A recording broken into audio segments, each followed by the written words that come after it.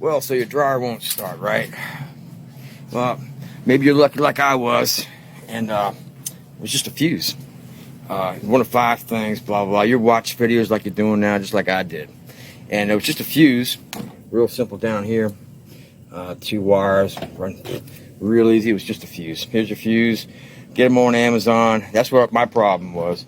It's going to start right up. And I don't know about you. Oh, man. This dryer's fixed.